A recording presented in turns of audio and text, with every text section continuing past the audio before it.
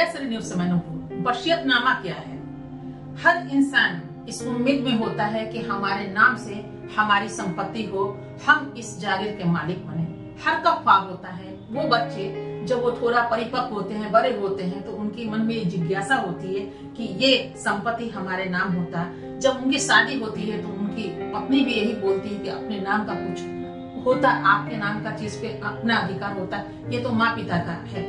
इस तरह की जिंदगी चलती रहती है। हर आदमी भागम भाग की दौड़ में घूमता रह जाता है, सड़कों पे दौड़ता रह जाता है, नंगे पांव कुछ पाने की चाहत में। लेकिन आखिरकार ये वसीयतनामा है क्या, और ये धन संपत्ति का हम कितना इस्तेमाल कर पाते हैं अपनी जिंदगी में? शायद हमारे ख्याल से जो आप खाते हैं, पीते हैं, पहनते हैं, अपने समाज में जो आप आदान प्रदान करते हैं, सिर्फ धन दौलत ही नहीं, अपनी मोहब्बत को भी, अपनी नफरतों को भी जो आदान प्रदान करते हैं, वो एक संपत्ति के रूप में आपके पास रहता है, जो आजीवन आपको रिटर्न मिलता है। जब जन्म लेते हैं लोग, उस समय एक उत्सव मनाया जाता है। जब विवाह होता है तो भी एक उत्सव मनाया जाता है। वहीं जब इंसान की मृत्यु होती है तो भी एक समारोह टाइप में, एक दुखद समारोह का आयोजन किया जाता है और लोग फिर वहीं पे आते हैं उनके यहाँ, और चार कंधों पे सवार होकर के इंसान की यात्रा खत्म होती है। लेकिन आगे इस वसीयत के पीछे का छुपा हुआ रहस्य क्या है? तो लोग ये सोचते हैं कि चलो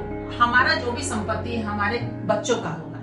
उस बच्चों में बहुत कुछ लड़ाइयां भी देखी गई हैं। बच्चे ये कहते हैं, जो बेटे होते हैं कहते हैं बेटी को आपको नहीं देना होगा। जो बेटी होती है वो कहती है भाई हम भी तो आपके औलाद हैं, मुझे भी दीजिए। इस तकरार में जिंदगी आगे योर गुजरती चली जाती है। इस रक्षाबंधन के पर्व पर भी ऐसा होता है कि हाँ, ये जो रक्षाबंधन का जो धागा है, एक मीठा धागा है, स्नेह का धागा है, प्रेम का धागा है। लेकिन इस धागा का इंसानी जिंदगी में कितना महत्व है, शायद अब 10% लोग ही इसका महत्व समझ सके हैं। लेकिन अब वहीं पे लड़ाइयां होती है कि नहीं, संपत्ति की लड़ाई।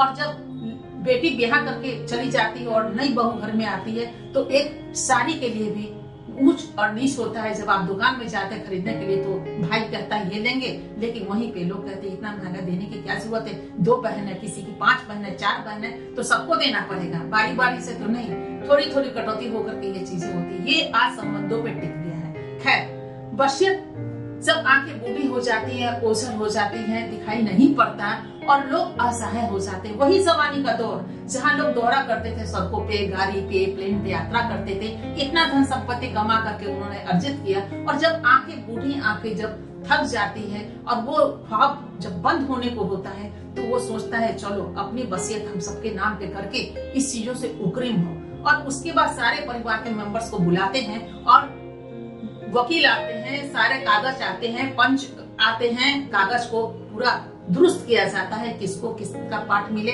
और सब में लड़ाई झगड़े के बाद जब उभरना होता है तो आता है दस्तखत का बात कि सिग्नेचर करके हम उकरीम हो जाते हैं। कुछ बेटियों को मिलता है, कुछ बेटे को मिलता है, कुछ पोता पोती को मिलता है, कुछ दामाद को भी मिल जाता है। वो दामाद जो आपकी सेवा करते हैं तो लोग सोचते हैं नहीं बेटा दामाद से कम कहाँ है, तो ऐसे भी लोग सोचते हैं नहीं। कुछ पड़ोसी लोग होते हैं, कुछ रिलेटिव होते हैं, लोग सोचते हैं नहीं इन्होंने मेरा सेवा किया है, हम कुछ देंगे। बगावत होती है परिवार में, बेटा कहता है ये मेरे हैं, पिता तो आप हमारे हैं। लेकिन वो पिता सोचता है नहीं बेटे आप हमारे बच्चे हो, लेकिन वो भी एक बेटा बन करके हमारे हॉस्पिटल में मुझे सेवा दिया, या फिर बचपन से हमारे साथ दौड़ा, हम इसका हक बनता है और कुछ न कुछ हम इन्हें देंगे। और उस समय सारी चीजों का बंटवारा हो जाता है, सभी लोग अपनी अपनी संपत्ति लेके खुश होते हैं। फिर एक समारोह मनाया जाता है कि चलिए हमारे पास ये हुआ, वो हुआ, वो हुआ। लेकिन वो आदमी जो इसका अधिकारी है, वो जब सिग्नेचर करता है उसी समय सारे के पास सभी संपत्ति चल जाती है। लेकिन संपत्ति किसके हाथ में होता है?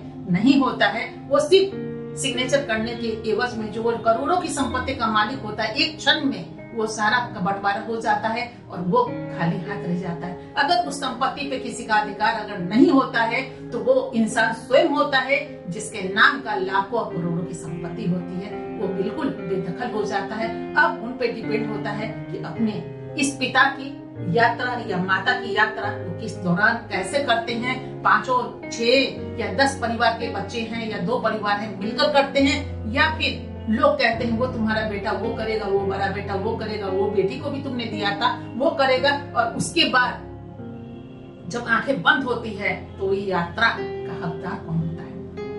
यही पे हमारा एक प्रश्न है, सोचिएगा जरूर। और हम बस इतना ही कहना चाहेंगे कि कि इस यात्रा को सफलता पूर्वक वहां तक मंजिल तक पहुंचाने के एवज में सब आज आपकी आंखें बिल्कुल चमकती हुई रोशनी की तरह है, जहां आप अंधेरों में भी आपको दिखाई पड़ता है। तो ये जिंदगी का जो अहम सवाल है, इसको देखना हमारा कर्तव्य होता है, दिखाना कर्तव्य होता है। जागिए, समझिए और तब जा करके देर मत कीजिए कि आंखें ओझल हो तो हम संपत्ति का बंटवारा करेंगे। अगर पहले ही संपत्ति का बंटवारा करके कुछ संपत्ति अपने हक में भी रखिए, ताकि अंतिम अवस्था में जो भी आपका ख्याल रखने वाला हो, पंच मिल करके वो संपत्ति, अगर परिवार आपका अंतिम यात्रा ढंग से नहीं करा रहा है तो वो अपने जो आपके समाज के लोग हैं उनको हकदार बनाइए और उन पे सिग्नेचर करके उस चीजों को सौंपिए। जरूरी नहीं कि जिनको आपने पैदा किया वो आपके सब कुछ हो जाते हैं। समाज भी बचपन से आपके साथ है, तो ये हमारा फर्ज बनता है कि समाज भी हमारा है और देश भी हमारा ही है।